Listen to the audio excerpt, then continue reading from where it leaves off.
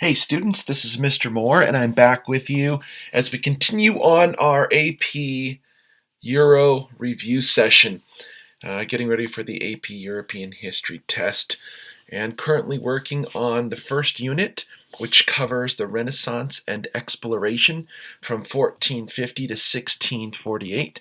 And during this particular video, I'm going to walk through topic 1.5 on new monarchies.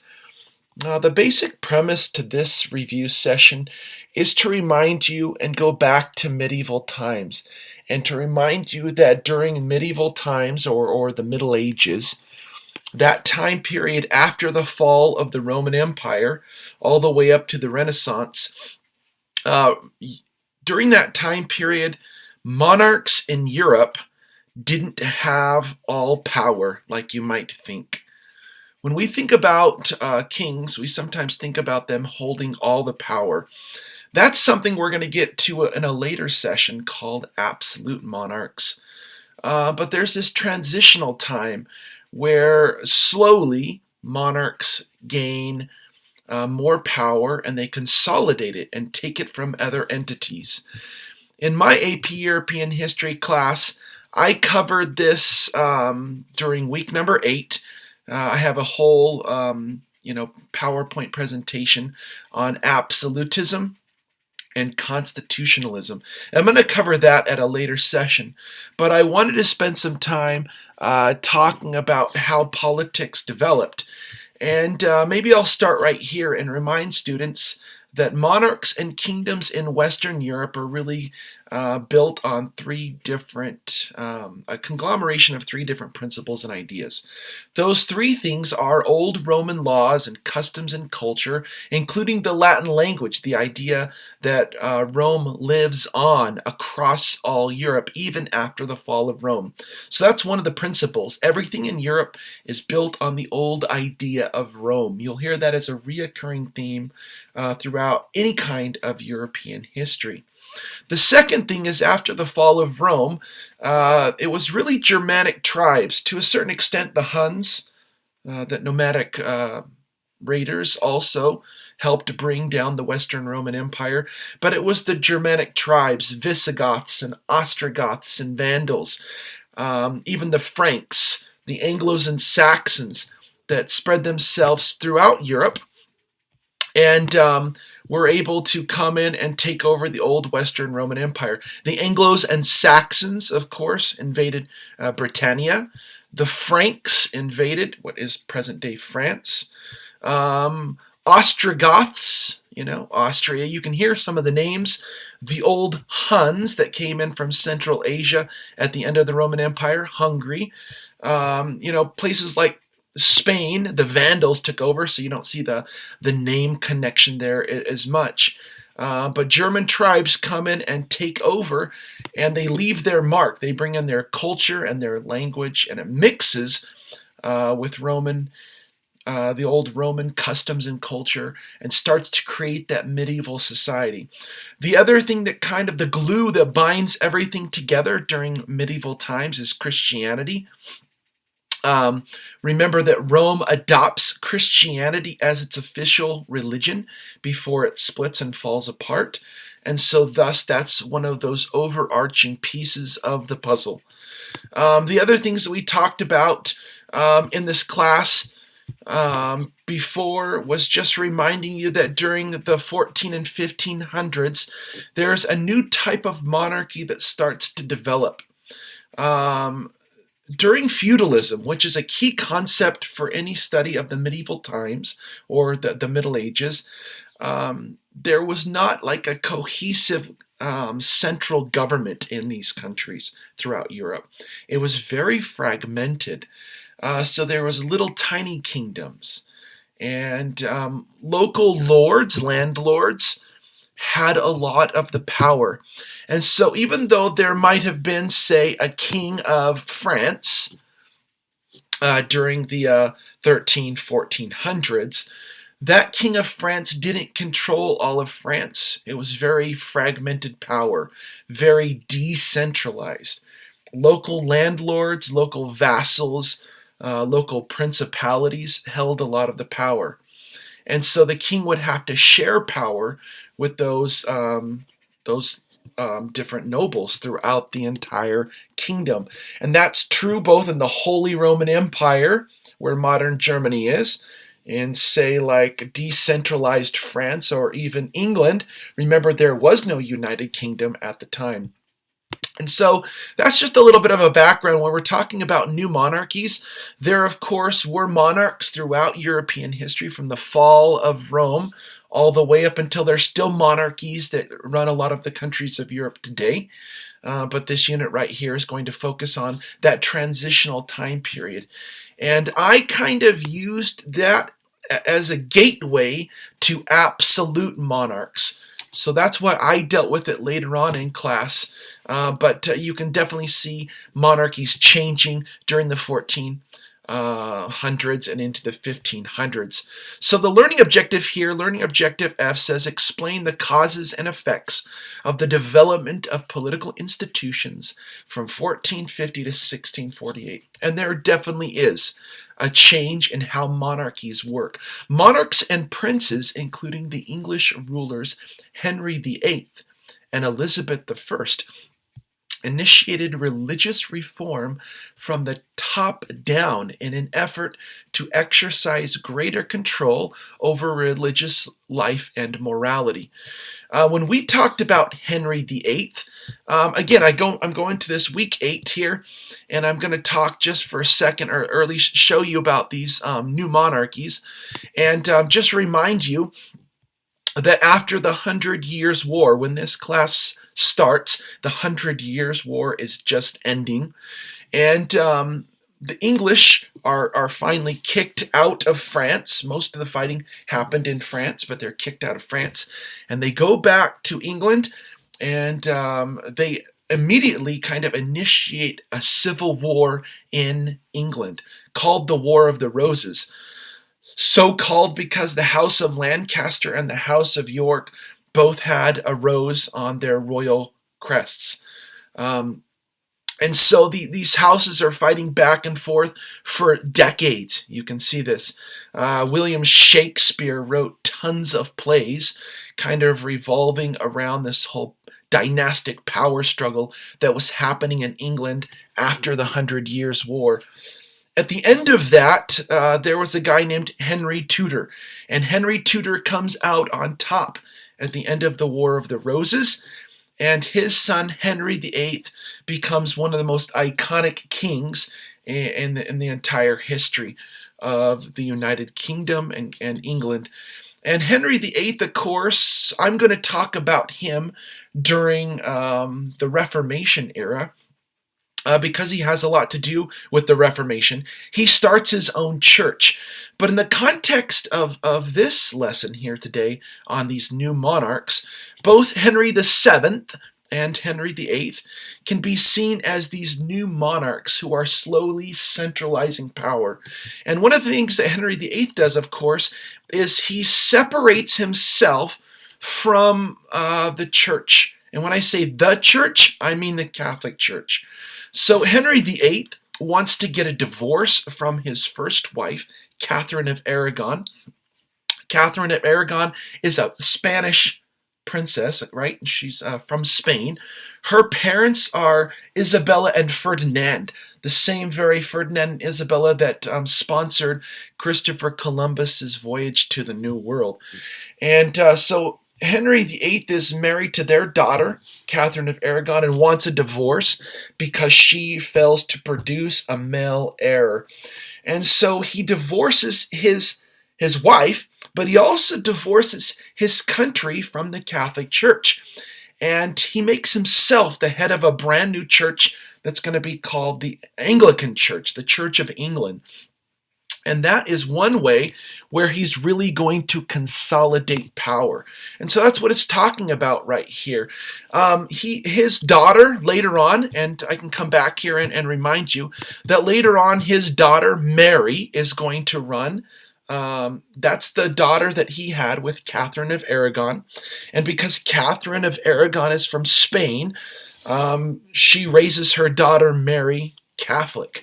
And so Henry VIII of course, creates a Protestant church, the Church of England, that Anglican church. But Mary, the daughter of Catherine of Aragon and Henry VIII, is very Catholic, and so she tries to return England to Catholicism, right?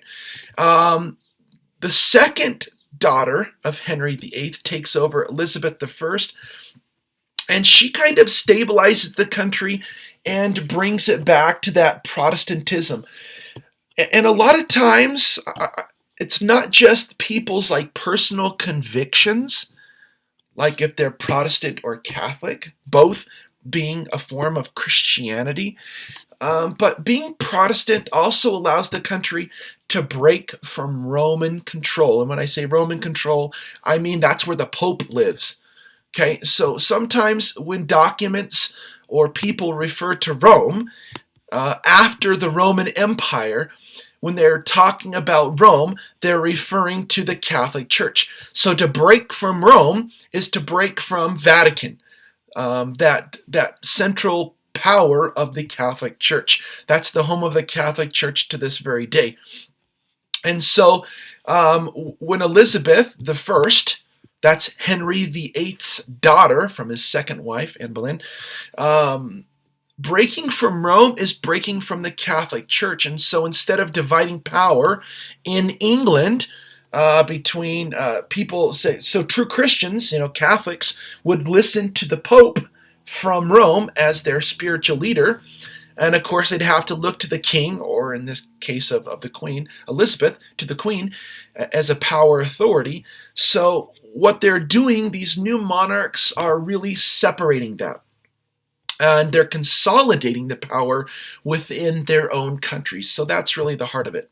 The second bullet point says that new monarchies laid the foundation for the centralized modern state by establishing monopolies on tax collection, employing military force, dispensing justice, and gaining the right to determine the religion of their subjects.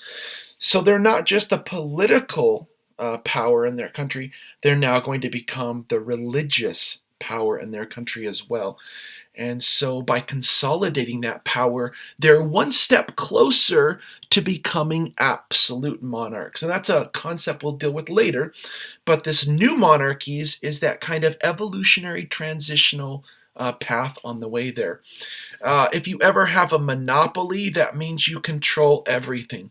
So if a business is a monopoly, say like a business was a monopoly for like gas in the United States history, there was a guy named John D. Rockefeller who had a monopoly on gas, and so he basically controlled all of the gas production and distribution in the United States. And thus, if he's the only guy selling gasoline or kerosene or any of the byproducts of oil, then he could charge whatever he wanted on that. As far as tax monopolies go, it used to be that the king didn't collect taxes from the people. He collected taxes from his vassals, those lords and nobles who served under him. So they would go out and do the tax collecting, and each of them had their own policies. And so the king would go to his lords and nobles and say, I need this much tax from you. And then they'd go out and collect it from the people. But that's kind of changing. With these new monarchies, they're slowly consolidating that power to tax the people directly.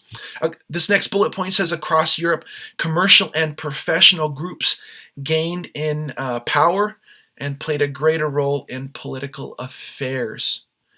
Continued political fragmentation in Renaissance Italy provided a background for the development of new concepts of a secular state.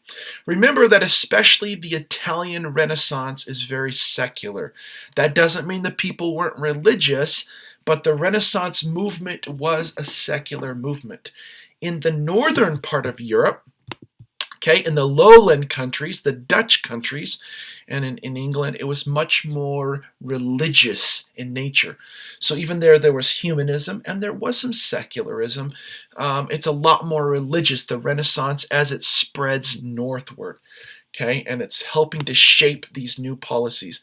Here's some illustrative examples of the period. State actions to control religion and morality. So the government, when it says the state, that's another word could be used for government. So the kings and queens, the monarchs of Europe, are trying to control religion and morality. Remember that morality is your idea of what's right and wrong. And so the state is trying to control that. One of the most brutal things to happen in European history is the Spanish Inquisition. The Spanish Inquisition is a church court originally intended to identify heretics among people who converted from Judaism and Islam to Catholicism. A heretic is somebody who goes against the church. And one of the things we have to remember, and this, I hope you will recall this in your mind, but Spain and Portugal, this Iberian Peninsula down here, was heavily influenced by Islam during medieval times.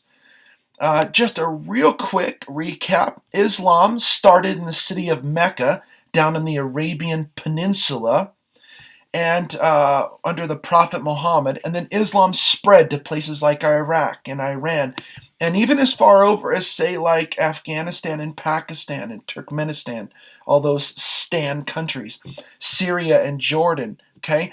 But Islam also spread across North Africa to Egypt and Libya, Algeria, and Morocco. They're still very Islamic to this very day. But some of the Muslims from North Africa even crossed as far as into Europe and took over parts of Europe during medieval times. So Spain and Portugal were completely Islamified during the medieval times. Muslims also crept in this direction. The Ottomans, as you're probably familiar with, the Ottoman Empire, centered in Turkey, spread into this southern part of Europe as well, going as far as Vienna. They tried to take over Vienna, but they were stopped in the 1600s. They were stopped at the Pyrenees. There's a chain of mountains that separates France and Spain, and Muslims were stopped back in medieval times by Charles the Hammer Martel, and he's a famous French leader who stopped the Islamic invasion of Europe. And a lot of people think saved Christianity in Europe from Muslim invasion. And then slowly people started to reconquer Spain. It's called the Reconquista, as they're reconquering Spain for Christianity. And so Spain and Portugal are going to become some of the most hardcore Catholic Christian countries on the planet Earth like ever. And they tried to stamp out heresy. And so one of the ways they did that was instituting the Spanish Inquisition. I don't know if you guys have ever heard of there's a comedy troupe in Great Britain called Monty Python. Like, have you ever seen Monty Python and the Holy Grail? It's kind of like Saturday Night Live, but the British version of it.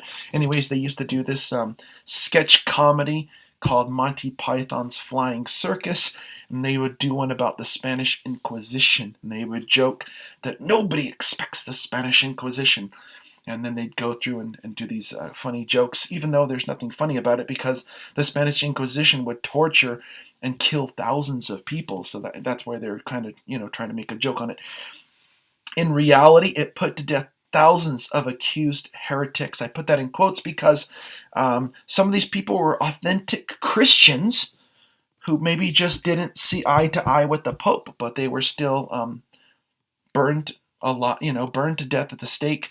Or tortured, and prevented the Protestant Reformation from taking hold in the Iberian Peninsula, the final chapter of the century-long Reconquista. So hopefully that makes sense, the Spanish Inquisition. So again, state action to control religion and morality. Another example of that is the Concord of Bologna. Bologna is a city in Italy. I stopped there for lunch when I was there in Italy a couple years back. We were driving back from a place up in the Alps called Trento. We flew into Venice. We hit Verona, where Romeo and Juliet is from. Then we spent some time up in Trento. And as we were driving down to Florence, we stopped in Bologna for lunch. so I'm not an expert at the city, but stop there. But back in the 1500s, an agreement between the King of France and the Pope, giving France more control over the appointment of church officials in France. We should point out that France is also a very Catholic country. Okay, even to this very day, it's a very Catholic country. During medieval times, the end of medieval times, there was even a time when the Pope was living in southern France. They sometimes, it's very controversial because the popes have always lived in Rome, right? In Rome, in Italy. But for a while, the popes were taken to a city in southern France called Avignon. You can see that right here. It's very close to Marseille, but this is a city called Avignon. And in Avignon, this city, it's a beautiful city. This is where the popes lived for quite a while. During the end of medieval times, sometimes called the Babylonian captivity of the popes. And they were living there under the control of the French king. So it's one of the things that kind of made people not trust the Pope as much. But since then, the popes returned to Rome, and that's when the popes returned from France back to Rome. That's when they went through that whole time period called the Western Schism, where there was more than one pope at the same time. So that's definitely something we talked about when we talked about the age of Reformation, but just kind of reminding you right here. So that's what this Concord of Bologna is, where the King of France was able to get permission from the Pope to kind of pressure the Pope to give him more control over appointing church officials in France. So again, that's showing how the King of France is he's not separating from the Catholic Church. It's not like he's not starting his own Protestant church. No, he's still Catholic, but he is getting a little bit more control over his own kingdom. And so that's one of these examples of these, and I'm going to go back to it, new monarchies, right? That's the whole point of this main idea. The Book of Common Prayers, Thomas Cranmer was largely responsible for the publication in 1549 during the reign of Edward VI, the son of Henry VIII. Remember, Henry VIII wanted to have a son, so he divorced his first wife. With his second wife, he has a daughter as well. He had a daughter with his first wife, but he ends up cutting off his second wife's head, right? Remember that little rhyme we learned? Divorced, beheaded, died. Divorced, beheaded, survived. Well, his third wife does have a son who reigns for a very short time. But this book was a product of the English Reformation. Following Henry VIII's break from Rome, Anglican doctrine was very much aligned with Catholicism. So Henry VIII actually really liked Catholicism. He just wanted more power in his own kingdom. He actually liked the doctrine of Catholicism. So when he forms his new church, the Anglican Church, or the Church of England, it actually looks a lot like Catholicism. But instead of the Pope being in control, it's actually, Henry's church. As Henry breaks with the church, so Henry's break with the church was for personal, financial, and political differences, not doctrinal ones. So that's what that means right there. The Peace of Habsburg is one of the most famous pieces of legislation or laws that was made in Europe to try to prevent full-on, military conflict and try to prevent a lot of butchery and people dying. If you're paying attention in class, it didn't work because there's going to be massive, huge religious wars that happen. But the Peace of Habsburg in 1555 was from Emperor Charles V. And he's the emperor of the Holy Roman Empire. It's not exactly the boundaries of Germany today, but kind of. If you take in all the German-speaking peoples, there's German-speaking people in Switzerland. Austria is all German-speaking. There's parts of the Czech Republic that are German-speaking. And of course, modern-day Germany, and even parts of old Poland. Okay? This was the Holy Roman Empire, and we'll show you some maps, reminder later on. But old school Germany was the Holy Roman Empire, and Charles V was the emperor of the Holy Roman Empire. Remember, the Holy Roman Empire is not holy. By the word holy, it means a defender of the Catholic Church. And it's actually not Roman at all. It's German, right? And it's not really an empire. It's a conglomeration of kingdoms. So to call it the Holy Roman Empire is kind of silly. But that's what it was called. Okay? But Emperor Charles V signed an agreement allowing rulers in the Holy Roman Empire to choose their state religion, either between Catholic or Lutheran, a sign of the religious pluralism to come from the Protestant Reformation. So this is interesting because they've placed, the College Board has placed this new monarchies within the context of the Renaissance and exploration. I taught it as a part of the Reformation. You can hear how many times it's talking about the Protestant Reformation, so it's expecting you to know about the Protestant Reformation as we go through this. Monarchical control. Ferdinand and Isabella of Spain consolidating control of the military. Ferdinand, the King of Aragon, and Isabella, the Queen of Castile, marry and unite their power, creating what we think of as Spain. They use their new military power to finish the Reconquista, the reconquering of Spain for Christians, in the name of Christendom, defeating the Muslim Moors in the Kingdom of Granada in 1492. So in the very same year that Columbus sails the ocean blue, right? Christopher Columbus is sailing out into the Atlantic, and he runs into what we call the these are the West Indies, but he thinks he's in the East Indies, okay? So he sails across the Atlantic, hits the West Indies, thinking he's in the East Indies, and he does this first voyage in 1492. In that same year, Isabel and Ferdinand are using their new joint kingdoms to kick the last Muslims out of Spain. And the last stronghold was down here in Granada. I went down there a couple of years back, took my boys, and we walked the streets of Granada, and there's a ton of old Muslim architecture. If you ever want to check things out, if you ever want to pause this video and just go Google stuff, or if I'm talking too long and you just want to read through the outline, you're welcome to.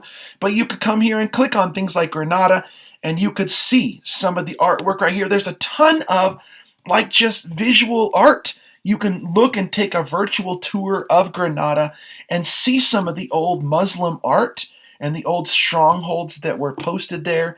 And of course, it's not as great as walking the streets yourself, but you get to see what Granada might have looked like. And I think it's just brilliant. Like Google Maps and just Googling anywhere will help you kind of put a little bit of context on the concepts that we're talking about right here. So that's what's happening with Ferdinand and Isabella. They are examples of these new monarchs where they're consolidating power. Again, monarchical control, another example is something called the Star Chamber. This is Henry Tudor. It's just kind of bouncing all over, but remember that at the end of the War of the Roses, Henry Tudor takes over England. He wins, right? And he kind of joins the House of Lancaster and York together in England, and he creates this new dynasty with his son Henry VIII and Edward VI for a short time, and then several of Henry VIII's daughters are going to rule England. But the Star Chamber was used to centralize power. Henry Tudor, a minor member of the Lancaster family, right? He's going to marry a York girl and bring the two houses back together at the end of the War of the Roses. Wins the War of the Roses and becomes Henry VII, father of Henry VIII. Henry VII began the Tudors dynasty by consolidating power with the Star Chamber, which was an English court of law that was held at the Royal Palace of Westminster. The Star Chamber was originally established to ensure a fair enforcement of laws against socially and politically prominent people who were so powerful that ordinary courts probably would hesitate to convict them of their crimes. However, it became synonymous with social and political oppression through the arbitrary use and abuse of power it wielded. In modern usage, legal or administrative bodies with strict arbitrary rulings and secretive processes are sometimes called metaphorically or poetically a star chamber. So there was a literal star chamber. So that was one of the ways that Henry could keep other nobles in line and increase his power. Remember, he had just come out of the War of the Roses, a sort of civil war that was going on with royal houses in England as to who was going to be in charge of England. So this is his way of controlling other nobles, and he does these court in secret, so that he can kind of squash nobles who are trying to step on his power. It's one of the way he consolidates power. So was Henry Tudor or Henry VII, was he an absolute monarch? No. But he's on his way to be. Was Henry VIII an absolute monarch? No, not really, but Henry VIII is stepping even closer by, bringing church power and political power into one sphere. So that's why I taught it that way. When I was teaching my notes on absolutism and constitutionalism, that's when I taught about new monarchies, because I was showing it as an evolutionary process towards absolute monarchs. Again, if you ever see this is a repeat. They are also examples of monarchical control. But again, I've already kind of spoke to those. Here's another thing that happened in France. It was called the Edict of Nantes. It was a declaration that was given by Henry IV at the end of the French Wars of Religion, granting Huguenot, or French Protestants, some official recognition. But the edict was later retracted and revoked by Louis XIV. The Edict of Nantes is kind of like the Peace of Augsburg, but the Peace of Augsburg is in the Holy Roman Empire, and the Edict of Nantes is in France. So they are similar in that the Peace of Augsburg does allow Protestants to have some say and be officially recognized as a Christian religion. The same thing with the Edict of Nantes in France, but they're taking place in two obviously different locations. So Henry IV is that guy who wins the French Wars of Religion, and he is a Protestant. He is a Huguenot, but he does convert to Catholicism because France is very Catholic. And he says, hey, I'm willing to do this because I think that my country's worth it, or Paris is worth a mass. A couple more things on new monarchies. Commercial and professional groups that gained in power. Merchants and financiers in Renaissance Italy and Northern Europe. Banking families in Italy, like the Medici, used their wealth to gain political power, eventually becoming the rulers of Florence. In the Low Country, like the Dutch areas, like Flanders, again, just a quick pause. Remember, Flanders is like the Dutch parts of what we would call Belgium today, the Flemish people. And if you look at the Netherlands, that's all Dutch. So Belgium and the Netherlands are the Dutch countries, except that part of Belgium is also French-speaking. So we're definitely talking about the Dutch parts of Belgium. Okay? There were stadholders, an official or an office of steward. So if you've ever heard anything of medieval Renaissance-y times, there's somebody called the steward. Like I remember watching The Lord of the Rings, and they called this guy the steward of Gondor. Anyways, if you're not a Lord of the Rings fan, that won't make any difference. But he wasn't the king, he was a steward. Anyways, the stadholders are the stewards, was used for the official task of maintaining peace and provincial order in the early Dutch Republic, and at times became a de facto head of state of the Dutch Republic. during the 16th to 18th centuries. Just a reminder, when I say 16th century, I mean 1500s. When I say all the way to the 18th century, I mean to the 1700s. But anyways, that's the Medici in Italy, and the stadholders, that's a title, okay, in Northern Europe, especially in the Dutch areas. Nobles of the robe in France, French aristocrats under the old regime, or the Ancien Regime in France, whose rank came from holding certain judicial or administrative posts. So the kings of France would make sure that they gave out certain titles so that they could retain and maintain control and power in their countries. The last piece of this topic deals with secular political theorists like Jean Bodin, a French writer who is best known for his theory of sovereignty. Sovereignty means the full right and power of a governing body over itself without any interference from an outside source.